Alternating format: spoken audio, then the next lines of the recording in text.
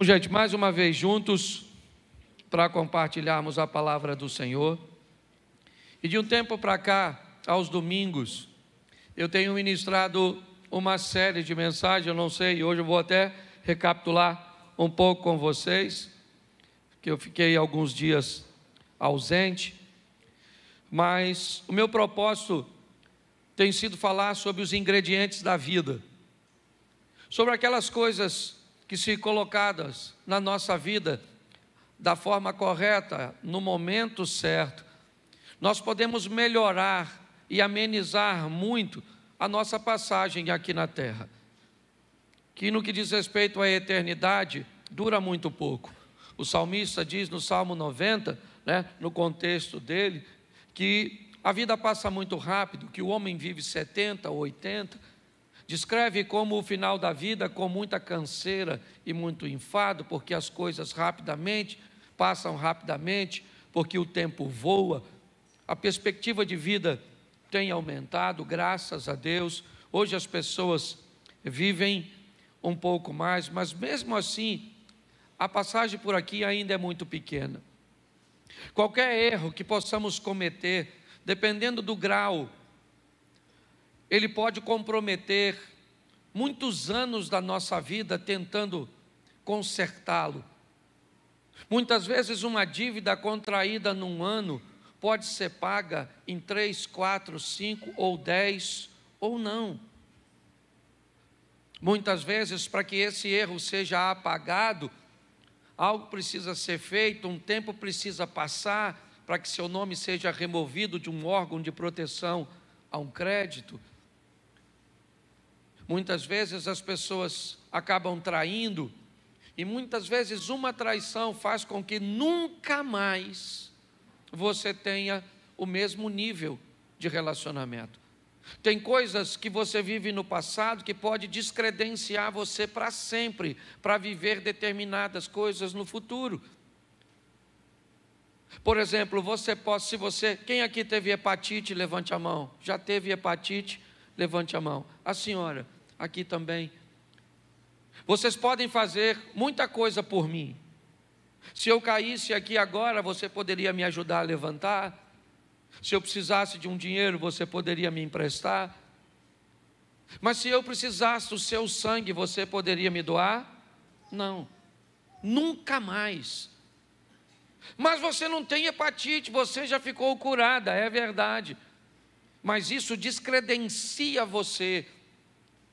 É muito importante nós entendermos que, por mais que venhamos a nos recuperar, tem determinadas coisas que podem nos descredenciar para sempre.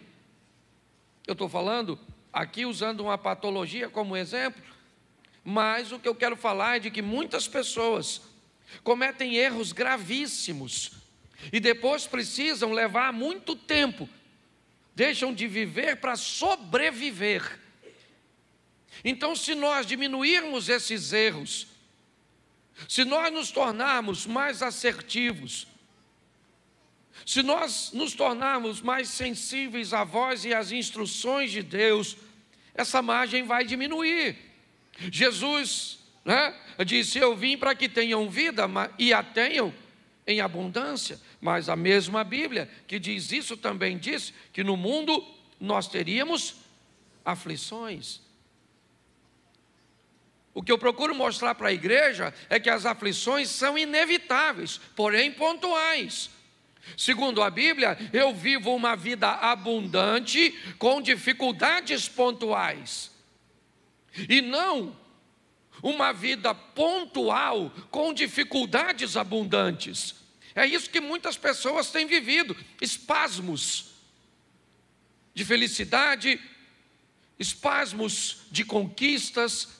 São sempre coisas esporádicas, porque o tempo inteiro são sofrimentos, o tempo inteiro é escassez, o tempo inteiro é dificuldade, o tempo inteiro é sofrimento, é solidão. Tem alguma coisa de errado. Não é isso que a Bíblia, o Deus que você serve, te propôs. O que Ele propôs foi uma vida abundante, e que volta e meia você vai sofrer. As aflições virão de forma bem pontual. Porque eu tenho aprendido e ensinado que há duas vidas. Apocalipse diz isso: ao que vencer não sofrerá o dano da segunda morte. Duas vidas, duas mortes. A segunda morte separa a nossa alma de Deus. A primeira morte separa o espírito do corpo. E Deus sempre focado em trazer bem-estar, as duas, é lógico, sempre focando a prioridade, a alma. Não temos aquele que pode matar apenas o corpo, mas temos aquele que pode matar o corpo e ainda matar a alma, separar a alma. Baseado nisso, eu peguei alguns ingredientes, já falei de 3, hoje é o quarto, são 8 na verdade. Já falei de fé, governo, pessoas e hoje falo de objetivos. Vou falar ainda de generosidade, legado, saúde e aprendizado. Mas só para recapitular aqui, o primeiro que eu falei, vocês lembram? Eu falei de quê?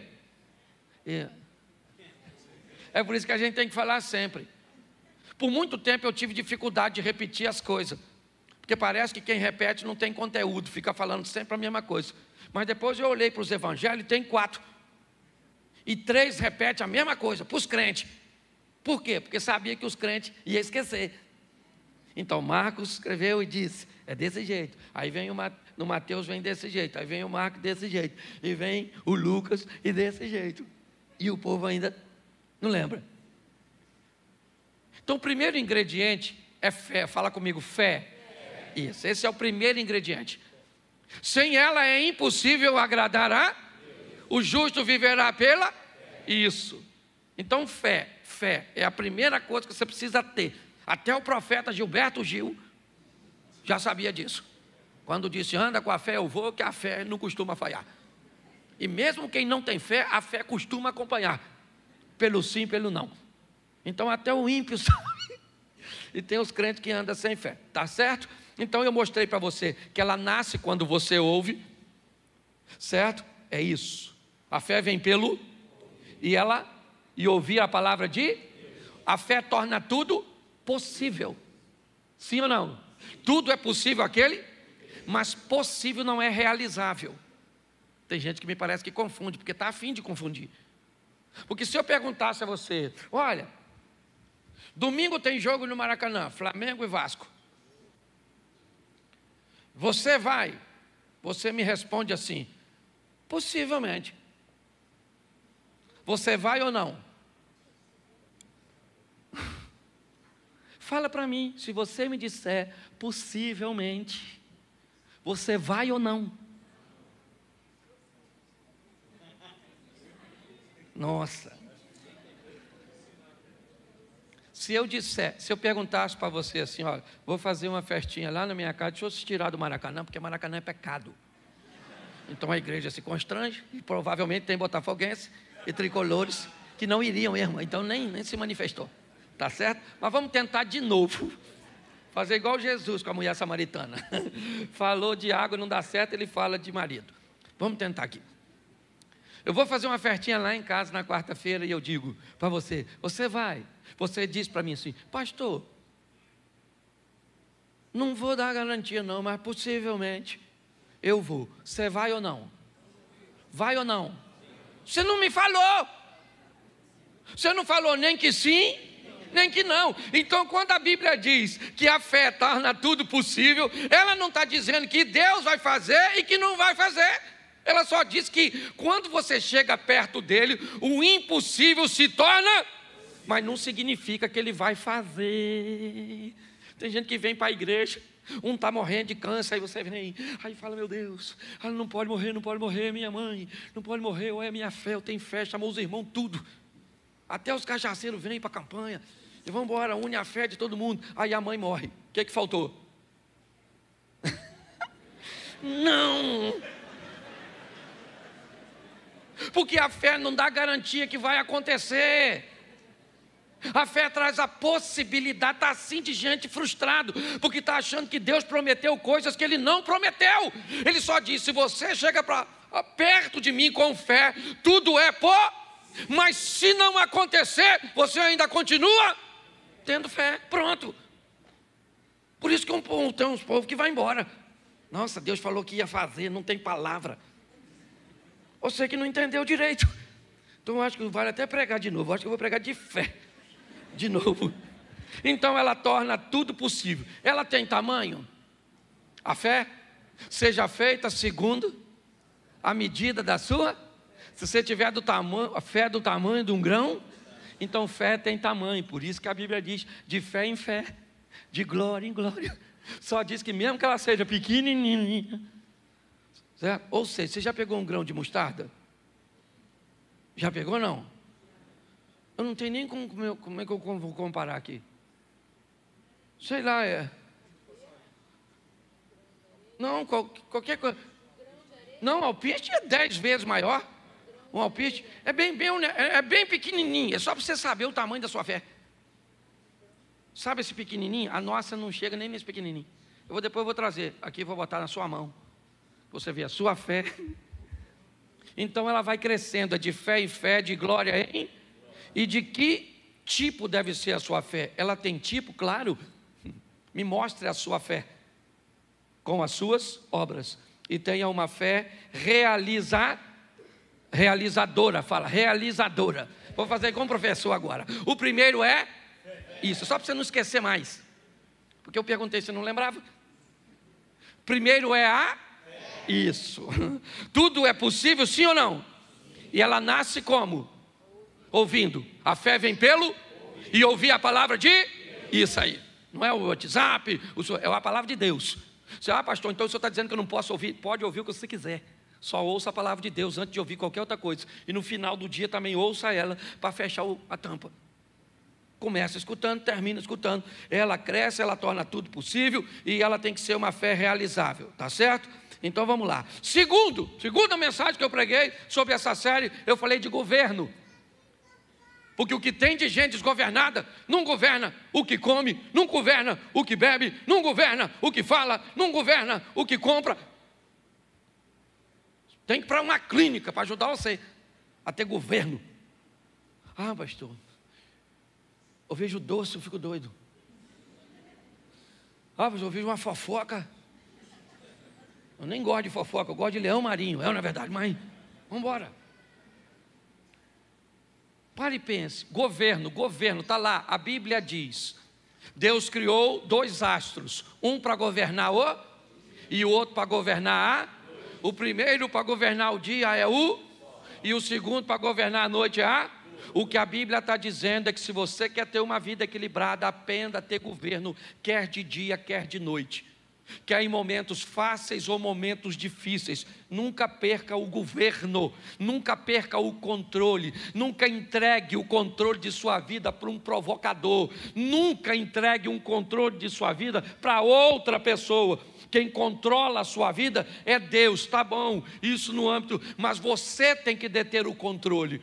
Um dia, um governador da Judéia, Herodes, entrega o governo da Judéia no momento diurno, no momento agradável, na festa de seu aniversário. Já falei isso aqui, estou repetindo, você deve lembrar. Para quem? Para uma menina, Salomé, uma dançarina. O governo inteiro, Herodes era chamado de rei dos judeus. O governador da Judéia, ele pega o governo da Judéia, entrega na mão de uma dançarina e diz para ela, porque ele tinha bebido, estava alegre, estava feliz, o momento é bom, porque tem gente que perde o governo quando emagrece, quando faz uma plástica, quando ganha um dinheiro. Basta clarear, basta melhorar que pessoas perdem o governo. A Bíblia diz que se está de dia, tem que ter sol para governar o dia, e se escurecer, tem que ter lua para governar a noite, porque tem momentos ruins, tem momentos de escuridão, onde a dor, a escassez, os problemas, e o que eu tenho nesse ambiente? Governo. Estava difícil para Jesus. Fala para seus discípulos, eu preciso do apoio de vocês, me ajude. Foi orar, quando voltou, eles estão dormindo. Jesus disse, olha, Pai, se possível for, a parte de mim este cálice. Estava escuro. Pilatos disse, se defenda. Ele disse: não. Os soldados disseram: desça da cruz. Ele disse: não. Estava de noite, mas ele tinha o governo. As pessoas o provocavam, dizendo: salvou os outros e não salva a si mesmo? Se você é o Cristo, desça da cruz. Se ele não tivesse controle, ele desceria para mostrar para os outros que ele podia, mas ele não era governado pelos outros, ele era governado por seu propósito. Jesus chama Judas de amigo e Pedro de inimigo, porque para Jesus, quem te faz o mal, te aproximando do seu propósito, inevitavelmente está te fazendo bem. Foi isso que José disse para seus irmãos: vocês não me venderam para o Egito, Deus é que me enviou na frente. O que vocês pensavam que estavam fazendo contra mim, estava fazendo a meu favor. Foi para isso. Governo. O que nós precisamos hoje é de pessoas que tenham governo. Governo para conseguir ler a Bíblia, porque tem gente que diz que não consegue. Deve ser muito caro. Ou você deve ter 24 horas por dia ocupada.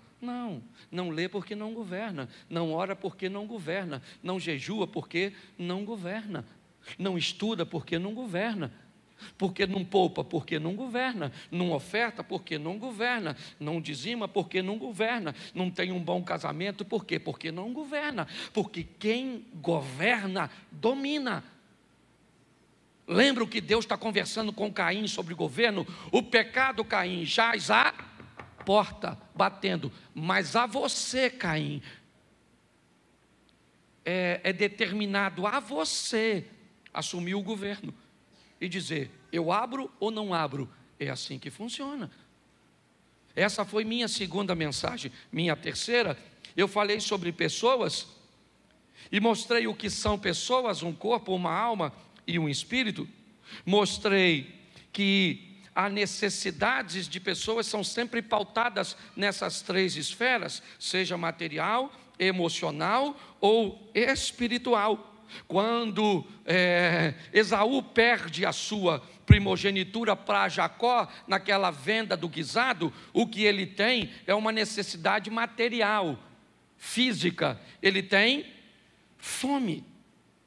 Quando Ananias e Safira se perdem, ou perdem o controle, o que eles têm? Uma necessidade emocional. O que eles querem é serem ovacionados, o que eles querem é ser, como é que eu vou dizer? Louvados, respeitados, porque estão fazendo o que todo mundo está fazendo, mas eles não querem fazer. Mas como aqueles que fazem estão sendo enaltecidos porque fazem, então eu vou fingir que faço aqui também. É isso. Isso acontece com todo mundo. É o Moisésinho que cobre o seu rosto para que ninguém veja o resplandecer do seu rosto, mas que depois de um tempo já não resplandece mais e ele não tira o lenço. Mas não tem mais o resplandecer no rosto, mas eu gostaria que todo mundo pensasse que ainda tem aparência, ela não é algo novo. Pessoas, nós temos a mulher cirofenícia que procura Jesus, não com uma necessidade física ou material, nem emocional, mas ela disse a Jesus: lá na minha casa tem uma menina que é minha filha e ela tem um demônio. Porque necessidades de pessoas, elas atuam nas três esferas: material, emocional e espiritual. O que nos aproxima de pessoas são afinidades, necessidades, certo? Sentimentos ou parentescos. Eu mostrei tudo isso, só estou recapitulando, porque hoje eu quero falar, e é nisso que eu quero gastar 20 minutos com vocês, para falar de objetivos. É a minha quarta mensagem. Eu preciso que você entenda isso, porque muitas pessoas têm ouvido falar de sonhos. Sonhe, sonhe, sonhe. Você tem que sonhar, você tem que sonhar. Isso, quem não sonha, né, já morreu, então sonhe. Mas quando é que seu sonho vai virar um objetivo? Em algum momento, esse seu sonho, ele tem que se tornar um objetivo. Então eu preciso entender, se objetivo é a mesma coisa que propósito, vamos tratar assim, eu preciso entender que eu posso viver uma vida onde são os meus propósitos e os propósitos de Deus, ou eu posso viver uma vida que são os propósitos de Deus e os meus propósitos. Eu tenho um relacionamento não tão próximo, mas nós temos um tipo de amizade até bem legal entre eu e pastor Josué Gonçalves. Ele é reconhecido no Brasil como um pastor de família, e eu também tenho reconhecimento na mesma linha. E uma vez conversando com o pastor Josué, eu perguntei a ele sobre seu ministério, e ele me disse: Cláudio, para falar a verdade, eu olhei que não se falava, basicamente, só de família no Brasil. Então eu resolvi falar de família e pedi a Deus que abençoasse meu ministério. E eu falei: cara, o meu é totalmente o contrário. Eu nunca pedi a Deus para falar de família. Deus me colocou falando de família e isso virou meu propósito. Para o Josué, ele pegou o propósito dele e pediu Deus para abençoar, e aconteceu. No meu, Deus me deu um propósito e eu tomei como meu.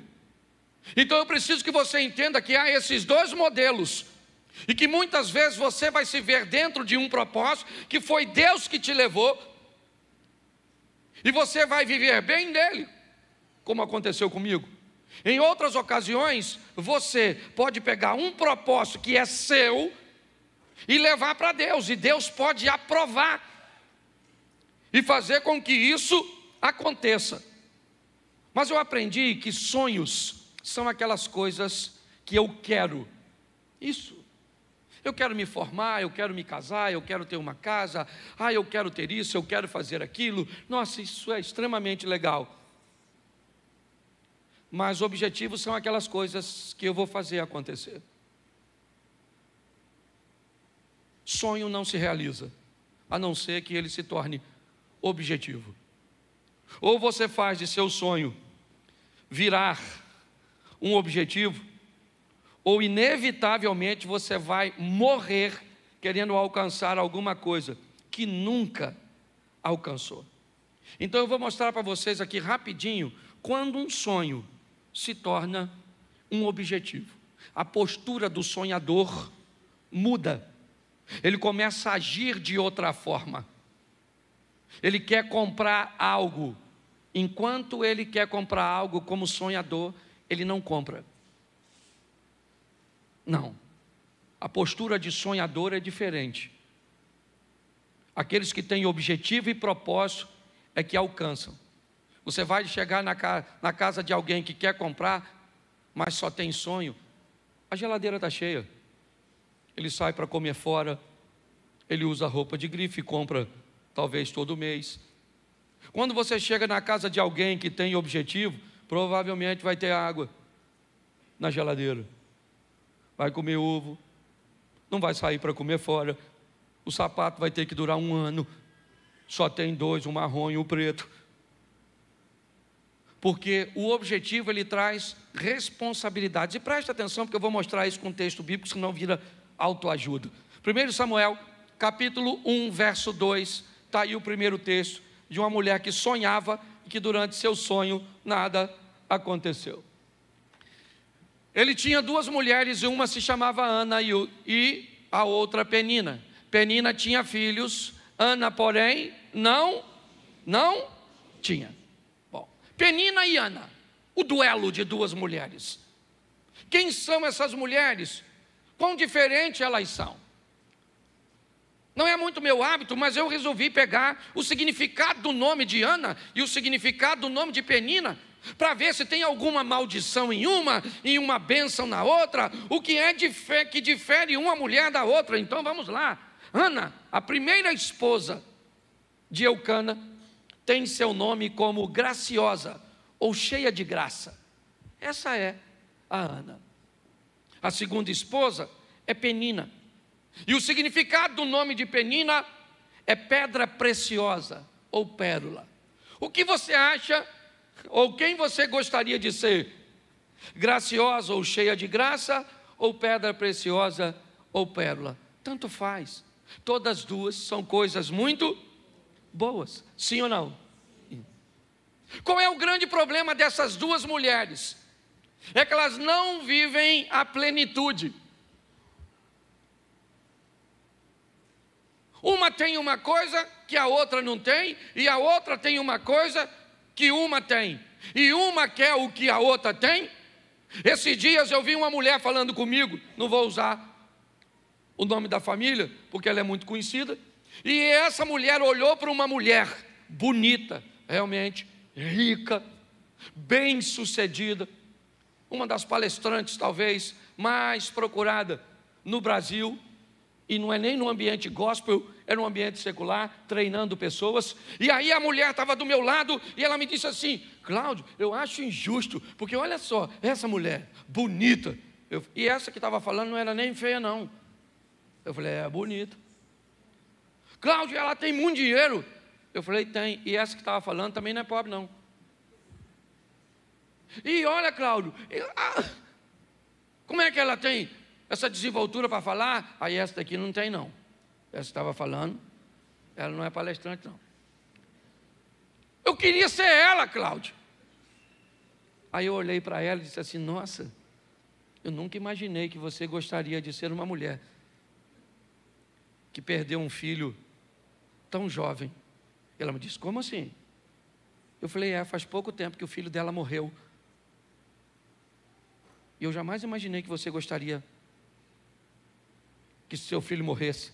Aí ela virou para mim e falou assim, não, essa parte eu não quero não.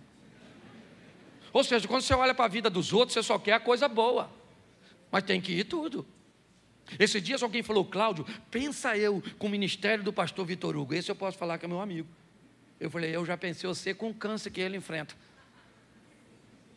Ah, mas o câncer eu não quero, eu quero a profecia. Pare para pensar. Quando nós olhamos isso, eu preciso que você reflita. O que Penina tem? Você lembra? O que ela tem? E o que Ana tem? Ela tem o quê? O amor do marido. O que Penina tem? E o que Ana tem? Penina, para ter filho, fez esforço? Sim ou não? Não, ela só teve. Bastava ver a cueca do Eucana. E a gente vai falar, tem que ser objetivo, ô irmão. Porque esse dia eu estava pregando num culto, falei Eucana, tinha um cara no primeiro banco, sabe o que ele falou? Aí, pastor, Eucana também. Eu falei, não, não é isso não, maluco. Não é Eucana de bebida não. Tinha uns bebum lá no culto. Falei, sangue de Jesus tem poder. Mas presta atenção. Ana fazia esforço para ser amada? Sim ou não?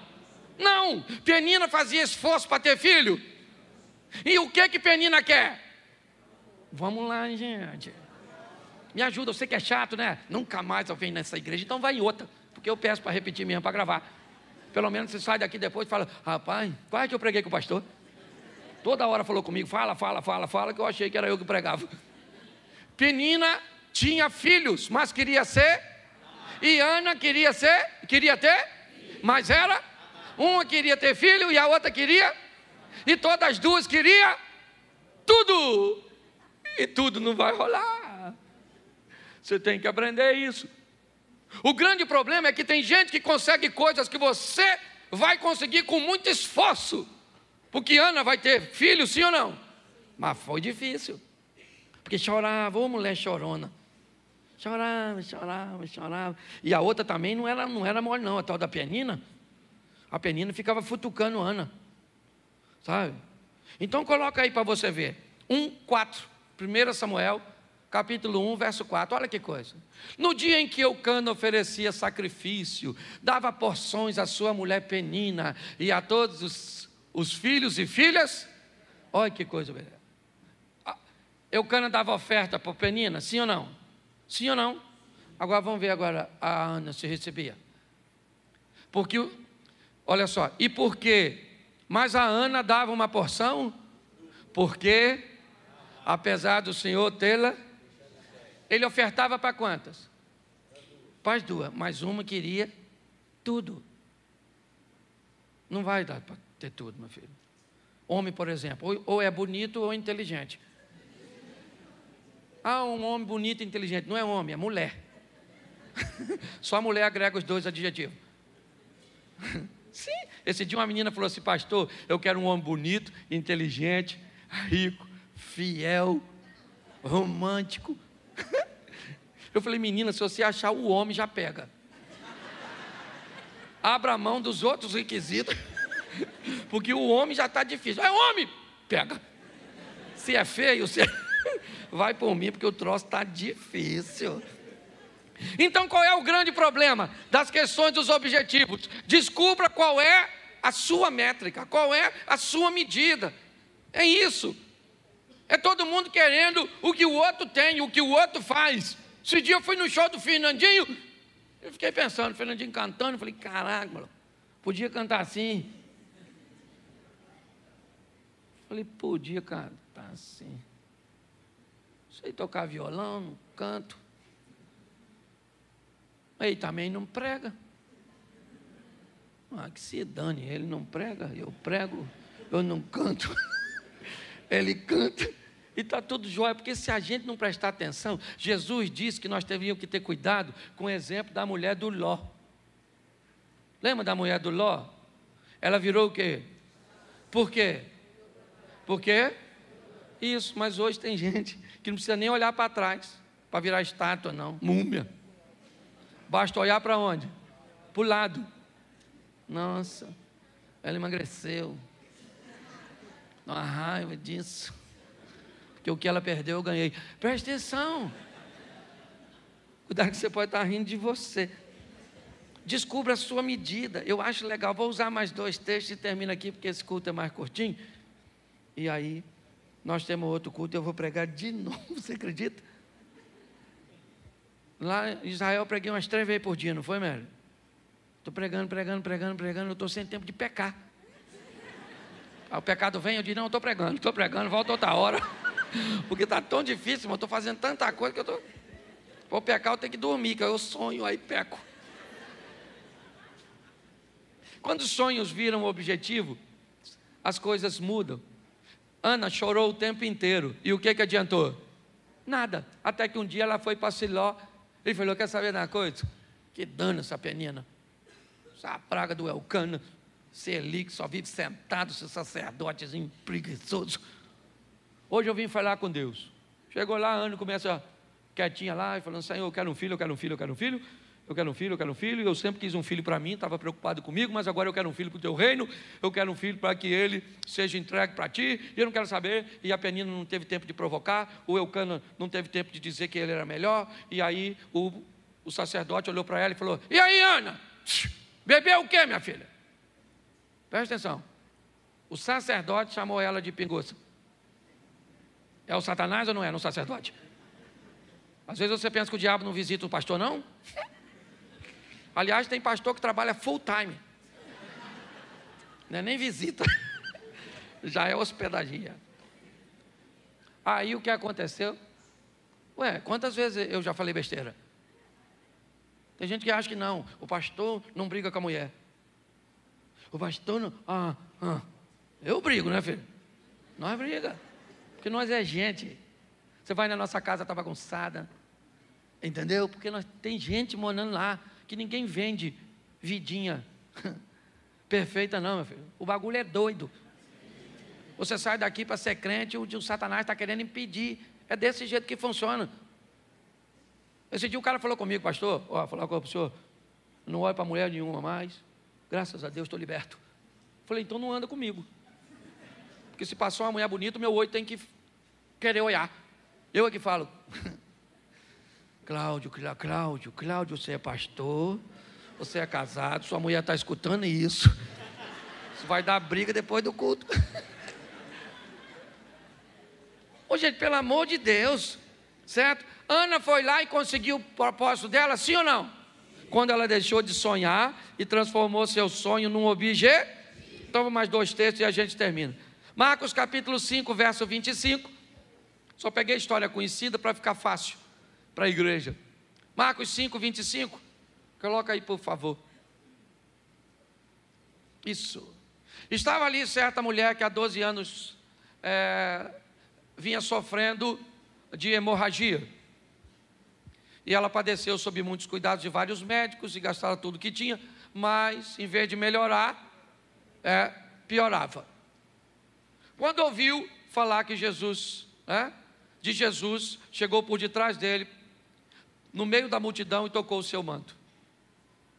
Porque pensava, porque o quê?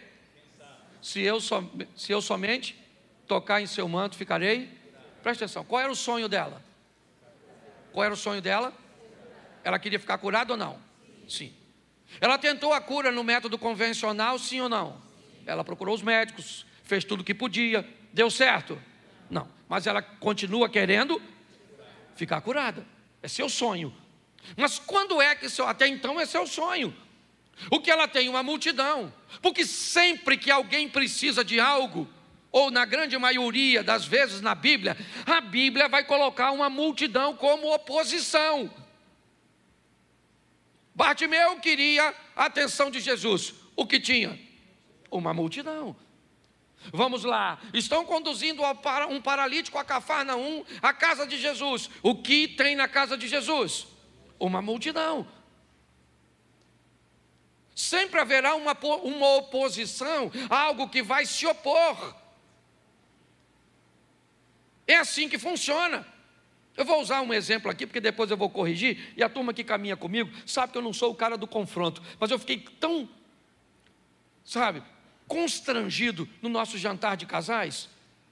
Durante um jantar de casais, alguém colocou uma bolsa para sentar. A esposa. Quando o povo foi sentar, alguém foi e retirou a bolsa e sentou no lugar. Sabe o que aconteceu? Acabou com o jantar daquele casal. Eles se aborreceram de um tal nível que ela pegou a bolsa e foi embora. Quando nós tentamos intervir, não dava mais tempo. Pastor, o que é isso? Isso é a oposição. Ela vai estar nos jantares, nos almoços, elas vão estar no trânsito, ela vai estar no vizinho, ela vai estar, é a multidão, é aquilo que busca separar você do Cristo.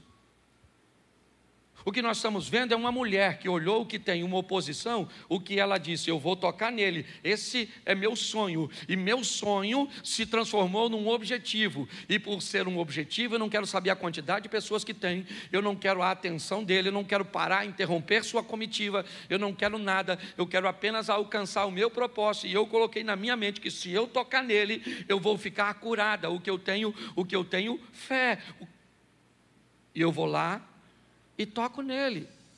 É isso que está acontecendo aqui. Quando ela faz isso, ela fica curada, porque ela fez, não simplesmente quis. Deixa eu terminar com o último texto, também muito conhecido.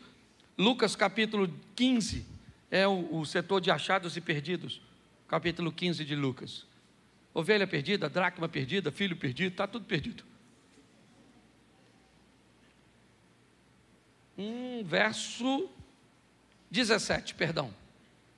15, verso 17.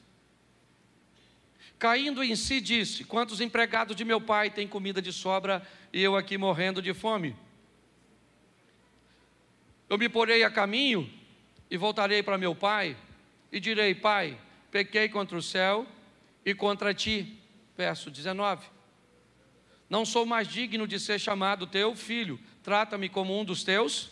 Presta atenção aí, não bota o 20 não. Deixa eu dizer até o 19. Presta atenção, porque os 3 textos que eu li, ele fala de sonho. É isso que ele fala. Ele está no momento difícil e ele diz: eu aqui pereço de fome, na casa de meu pai até os criados têm pão com fartura, levantar-me-ei, irei ter com meu pai, vou dizer para ele, presta atenção, tudo que está sendo dito como uma proposta de futuro. Levantar-me-ei, irei ter com meu pai, e lhe direi, pequei contra o céu e diante de ti, já não sou digno de ser chamado teu filho, me trata como um de teus empregados. Mas tudo isso é futuro. Nada disso trouxe o perdão para o filho pródigo. Não. Porque ele está dizendo, eu vou levantar, eu vou dizer, eu vou fazer, eu vou ir. Beleza, tudo isso que é sonho. Eu vou emagrecer, eu vou comprar, eu vou estudar, eu vou orar, é sempre levantar-me-ei, farei, é amanhã, é semana que vem, é isso aí. Quanto mais tempo você faz isso com o seu sonho, mais tempo leva para ele realizar. Mas quando chega ao verso 20, a seguir o sonho virou objetivo. Levantou-se e foi. Levantar-me-ei e irei. Nada aconteceu. Levantou e foi. Pronto. Ali o sonho virou objetivo. E agora, estando ao longe, o pai o viu, porque ele foi. O pai olhou, correu, o beijou, o abraçou, traga vestes, sandálias, anel, vamos tomar um banho, porque vai ter uma festa. Você precisa entender que o importante não é se você quer comprar uma casa própria, não é se você quer melhorar seu casamento. Talvez isso até seja bem importante, porque seja a primeira fase, né? Então, como fase, o sonho é bem legal. Você quer se formar? Beleza. Você quer passar na prova? Legal. Você quer buscar intimidade com Deus? Tá certo. Mas a pergunta é, quando seu sonho vira ou vai virar um objetivo? É nesse momento que as coisas acontecem. Volta para o verso, não está aí, ó. A seguir, levantou-se e foi. No verso anterior, levantar-me-ei e irei. Até então ele não disse nada. Levantar-me-ei, ele está com fome. Irei, ele está com fome. Ele está sozinho. Mas agora, quando ele chega, quando ele se levanta e vai, eu acho que nós temos que mudar aí o tempo do verbo, sabe? Disso que traz ação, que traz movimento.